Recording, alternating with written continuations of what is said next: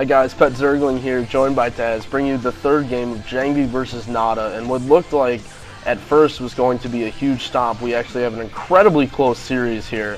NaDa played in just an amazing, flawless game one of the best TVPs I've seen in a long time, but JangBi, no pushover, obviously, one of the best PvT players around. We're going into game three, Neo Harmony. NaDa, I think, played really good the first round, but JangBi just took that right back in the second game. But that was really the most Protoss favored map, so at least NaDa played well in the first game to get that out of the way. And now it's almost like a best of three where NaDa has Neo Harmony, Byzantium 2, which he showed some very good play on, and Destination. So if NaDa can take a game right here, he's going to be looking in good shape. But if he loses this, he's going to be going into Destination, which is somewhat of a Protoss map, and it's not going to be looking good. So I'm really rooting for NaDa to win on Neo Harmony. And, you know, we've seen a lot of drawn-out macro games from TVP players, even from Iris. Most of his games stretch on to 15, 20 minutes. So what do you think from JangBi? Do you think he's going to try and go for some sort of early Nexus, or do you think he's going to play the standard? And actually, before you answer that, I just want to sync this up so we don't look like huge nerds. In 2, 1, 0. So what do you think, JangBi being 1-1 in the series on a little bit of a Terran-favored map, a macro map, what do you think we're going to see him do here? You know, I don't think that this map is Terran favored enough to warrant any kind of shenanigans from JangBi. I think he can play this straight up. I think he should, and I think he will. And when I say straight up, I don't mean he's gonna, of course, you know, one gate robo nexus into third base, pure textbook. I mean, we shouldn't crazy cheese. We're not going to see any crazy cheeses. He doesn't need to. I mean, he might, you know, I mean, he's always a chance that he's going to do like a 2-base DT drop or something, but I don't really consider that anything too crazy, especially for JangBi, because he's got the kind of control to pull these strategies off, and they're really, I mean, you can almost consider it standard for him. Maybe the DT drop, calling the DT drop standard is a bit of a stretch, but even then, if you're doing it off 2 bases, it's not really that much of a cheese. So I'm expecting JangBi, basically what I'm trying to say is I'm expecting JangBi to play his normal game. We might see some Reaver aggression or some DT aggression, but we're not going to see anything too crazy. I don't think that he's particularly phased by this map or by what happened in the first game. He knows he's still a strong player, and he should be playing his normal game, and I think his normal game is going to be enough. And actually, she's pretty sexy, and she's not hiding her face. Someone tell her the camera's on. Yeah. No, I like her. She's my new favorite Korean fangirl. I love just totally derailing somebody when they're in an intense strategy discussion. It's like some random chick pops up on the screen. It's like, no, and there's not a signature early scout. Well, not too early, but definitely early for nowadays TVP. And JangBi doing the standard Protoss faggotry, he's going to scout NaDa first, and NaDa's going to scout him last. And because JangBi scouted a little bit late, because Protoss always scouts Terran first, and Terran always scouts Protoss last. And now right there, and this is the kind of disadvantage that you have of sending that early SCV out, is now NaDa has to pull a second SCV to get this barracks up online. And so I don't think his factory is going to be delayed, but he's not going to get a CC if he decides to go for an early CC as early as he wants to. And you can see NaDa actually placing a little bit of a forward barracks here. Usually you see players go for some sort of building construction there so that they can fend off early zealots, but NaDa really doesn't think that JangBi's going to do anything, and he's placing this forward barracks so that his Marines will just be that much closer to the ramp if JangBi goes for an early Nexus. And oh wow, a second probe scout out for JangBi. I can't imagine what this is going to be. You hardly ever see any sort of proxy or something.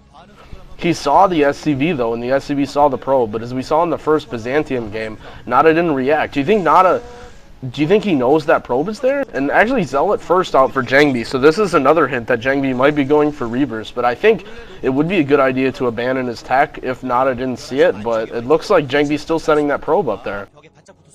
Yeah, he's sending it up there, and it looks like he's about to build something, so this is pretty strange. I mean, he went Zealot first, and he's not being aggressive with it at all. First of all, that's a sign that he was up to some kind of cheese, because like, he might have been going Zealot first to block the ramp with the Zealot, but it didn't get there in time. And that's credit to NaDa, because he cross-scouted. Yeah, that early scout, and then he saw the probe. Yeah. That's the advantage of that scout. So he cross-scouted. Exactly. I mean, if he had scouted, you know, after his second depot or some super late Terran nerdy shit, then he wouldn't have got there way too late, and the Zealot would have been able to block the ramp. He would have no idea what was going on. But now it all depends on whether or not he saw that probe. I mean, I would guess that he did because he's a pro gamer and they generally have really good map awareness, but it doesn't look like it. And I would have to say what actually happened is that JangBi didn't see the SCV, because I can't imagine that. Yeah, I don't know. Yeah, like, I can't imagine that he saw it, because this would be just so insanely risky. Like, he's doing this, he would have to be betting on the fact that NaDa didn't notice. If he noticed the SCV, he would basically be gambling that NaDa didn't see him, which is a pretty crazy gamble to take. I mean, if he... But it looks like that's true, because if NaDa had seen that, I would imagine that he would be scouting. Oh, he's going to get an SCV in here. And this SCV might... Okay, wow, he's got it all the way in the base. So, I mean, we didn't SCV see the might second be a little pylon, suspicious. Now, if you notice, JangBi didn't. built the pylon in the bottom left of his base, so NaDa can't be sure that JangBi is up to something suspicious, although you would have assumed that JangBi would be doing something. I like that landing the barracks there. That's a cute little move there to block that second entrance. And now NaDa putting down his command center. So this actually shows a lot of confidence when you have a player like NaDa, who is definitely a good player, but any turn against JangBi I would almost consider an underdog. And here comes NaDa's Vulture, and this is really a sign right here. If NaDa moves out to scout for the proxy, then he did see it, and he was just letting JangBi build it. But it looks like he's not. I think he would have done it earlier. Some mines. Well, at least from a Terran perspective, if I know a Protoss is going to proxy and he may not know, I might just sit in my base and let him sit and build it because I know it's coming. But he would have scouted it by now. And actually, wow, JangBi moving in with some Dragoons. Nice micro there, picking off a mine. But he's actually taking a lot of damage. And, oh yeah, that's just crazy. And JangBi built the robotic support in his base. There's the shuttle. The Reaver's actually a little bit late. Normally, you proxy that so you can build it extremely fast. But JangBi actually did build his range. He didn't cancel the range or anything for it. So I can't imagine this is going to be too much damage in terms of surprise factor. But oh wow, is the Vulture going to go up there? It's moving out, and oh, he scouts that. So I don't know if he maybe thinks there's a proxy coming. But as I was saying though, I don't think this is going to do too much damage as a surprise factor. But it's going to come down to JangBi's Reaver micro. I don't think he's going to get real lucky here, but he's going to have to kill a lot of SCVs, because look at how far NaDa's economy is along. This happened again in game 1 when NaDa just got so early. And but JangBi's going to have this Reaver out extremely fast. Yeah, look at that. I think NaDa might know. Yeah. You know what though? Like, I was gonna say I would have expected NaDa to build turrets anyway, even if he hadn't expected it. But he didn't build turrets actually. Yeah, look at that. Only built that one turret, and that's maybe an anti-DT turret that's really useless against. Oh, that does not. Oh wow, that hurts. Getting a tank already. The goon's still alive. He's gonna lose the other one. Oh wow, I can't believe that survived. He's going to pick off that turret there. The turret that's building is going to go down as well. And once the turret is down, the tank is really vulnerable. Okay, so actually he didn't get that turret. He sieged just in time. And he couldn't get a shot off with the Reaver. I think he should snipe that tank and go for the turret. I mean, it's only one Reaver shot. Oh, that was a nice scarab. And this is what JangBi needed to do. Reaver. Yeah, this is the kind of damage he needed to do.